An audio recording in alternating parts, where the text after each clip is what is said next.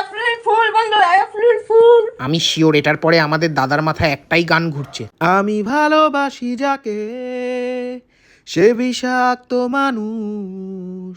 বিয়ে করার ইচ্ছা চলে যায় যখন দেখি এইরকম হবে ফল। তাই আজকে single hostelier bachelor special lachha semai cheese ball. এই রেসিপি এত ইজি আর টেস্টি, এটা বন্ধুদের বানিয়ে খাওয়ালে আরামসে বলতে পারবে যে এখন সত্যিই আমি যেটুকু যেখানেই পাড়া দিই মোটামুটি মানুষ আমাকে চায়।